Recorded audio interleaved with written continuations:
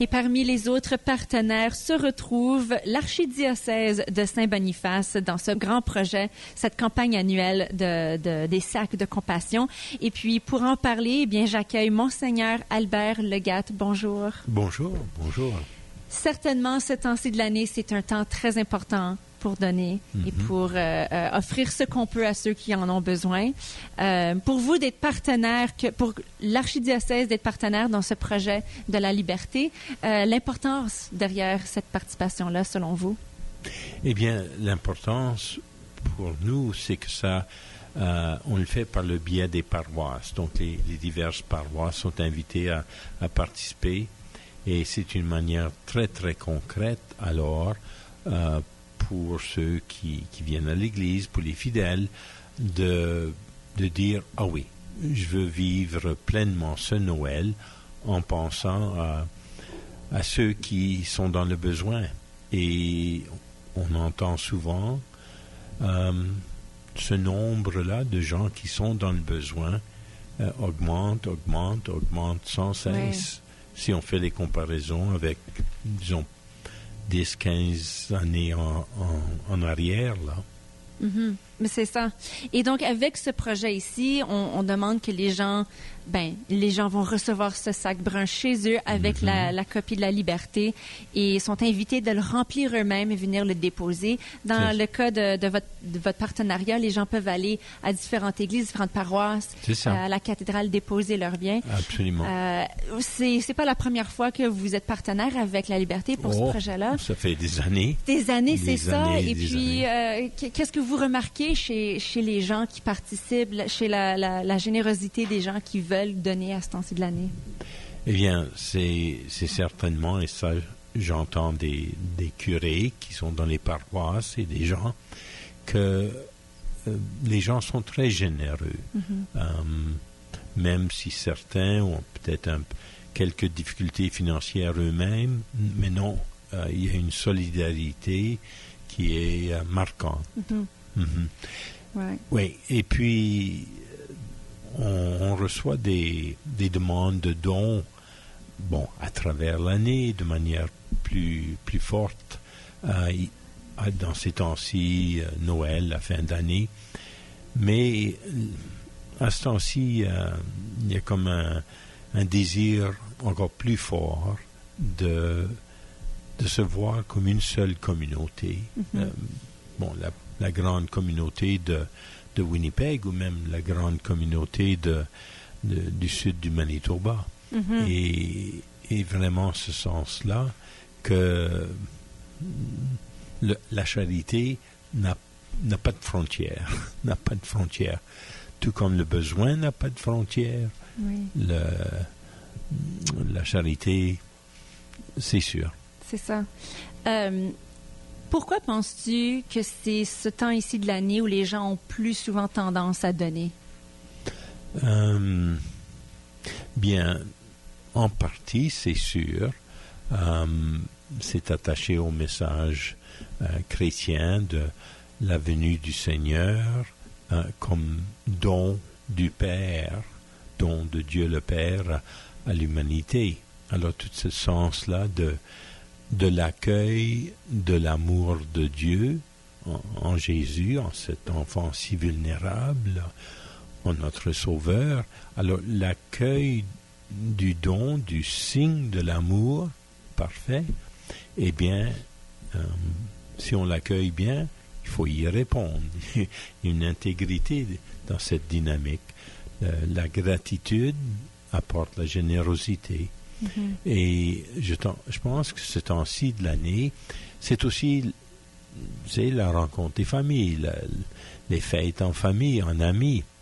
Et les gens, en réfléchissant, voient tout le bien que les autres leur font, leur donnent, et alors sont portés par cette réception de l'amour à donner de l'amour. Absolument, c'est ça. C'est ça le message qu'on essaie aussi de donner. C'est ça, il faut être là pour l'un et l'autre. C'est ça l'idée de la communauté, d'être un ensemble. Et pas comme un devoir, vous devez, je vous commande, Non. mais bien plutôt penser à tout ce que vous avez reçu, à toutes les manières que vous êtes bénis vous-même, et certainement la famille, c'est une des grosses bénédictions de la vie.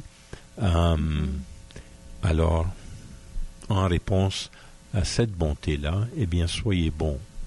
C'est ça. Le sens de la vie, le sens de la vie. Exactement. Donc, on encourage les gens qui reçoivent les sacs bruns chez eux avec leur liberté, avec la liberté de remplir ces sacs de denrées. C'est ça. De venir le déposer, que ce soit à la cathédrale, à d'autres paroisses. Il y a certainement plein de bénévoles là aussi. C'est ça, ou n'importe où. Il y a tellement de places dans la communauté ici à Saint-Boniface où on peut déposer. Ce sont les écoles, ce sont les centres communautaires sociaux. Oui. Alors c'est vraiment un effort qui relie toute la communauté. C'est ça. Puis ça ouvre un dialogue très intéressant aussi. Ça commence des conversations à la maison, de penser plus souvent à ceux qui ont besoin peut-être de plus d'aide de temps en temps. Ouais. C'est quelque chose qu'on devrait toujours discuter, toujours réfléchir, ne pas les oublier. Et penser, aux enfants qui voient maman, papa faire les emplettes et remplir ce sac-là. Qu'est-ce qu'il y a de spécial de ces sacs-là? Eh bien, comme tu as dit, sans suivre la discussion, qui alors cultive les valeurs, la générosité, la considération de l'autre, comme tu dis, à la maison. C'est ça. Ouais. Puis on apprend beaucoup en participant comme ça. Oh, absolument, Voilà. absolument.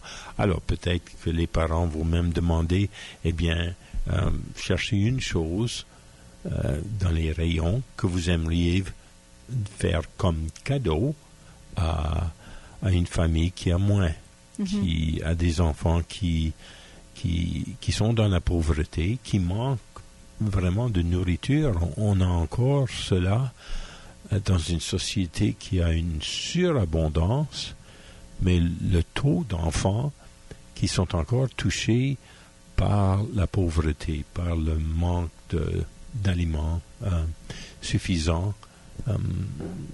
J'ai vu quelque part que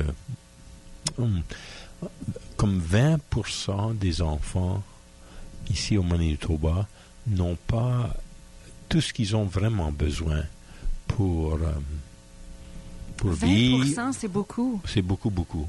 Ouais. Alors, ça se peut que parce que le nombre de familles est moindre, mais les enfants, c'était un nombre... Oui. Yeah. Ça fait peur, ça. Ça fait peur, oui, Ouais. absolument, parce que maintenant, la pauvreté aussi se trouve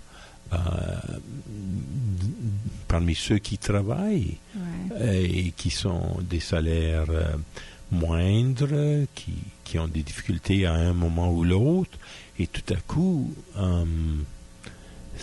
c'est même une famille qui les deux parents travaillent, ou même un parent ou l'autre ont 2-3 jobs, puis ça suffit pas. Alors, ça peut surprendre des gens, mais... oui. Là, c'est ça, même avec le temps et tout l'effort qu'on se met pour essayer de travailler et se faire de l'argent, c'est encore très difficile. Puis on voit de plus en plus des gens qui se retrouvent dans des situations difficiles pour la première fois et ils ne s'y attendaient pas et ne savent plus trop comment avancer. Donc, des fois, ça peut affecter des gens qu'on connaît dans notre communauté, dans nos vies, et puis on le sait même pas parce que ça reste un peu caché. Yeah. Donc. Non, dans une paroisse, j'entendais qui recevait de la nourriture pour ensuite distribuer. Et une dame c'est une petite paroisse, et de fait rurale, et une dame qui téléphone la personne qui est en charge, et elle dit oui, je sais que vous êtes ouvert de telle heure à telle heure, mais est-ce que moi je peux venir à une autre heure? Pourquoi c'est pas possible? Je veux pas qu'on me voie. Je veux pas qu'on me voie. Alors c'est ça. C'est la question de laisse faire le jugement là où il y a besoin. Soyons des gens qui s'entraident. On aura tous besoin d'un peu d'amour, d'un peu d'amitié, d'un peu de support à un moment ou l'autre. Eh bien, on fait notre part maintenant. C'est très important. Merci beaucoup, Monseigneur Lagat, et puis merci à l'Archidiocèse de Saint-Boniface d'être partenaire dans ce projet. Oh, vous êtes bienvenue là. Bonjour.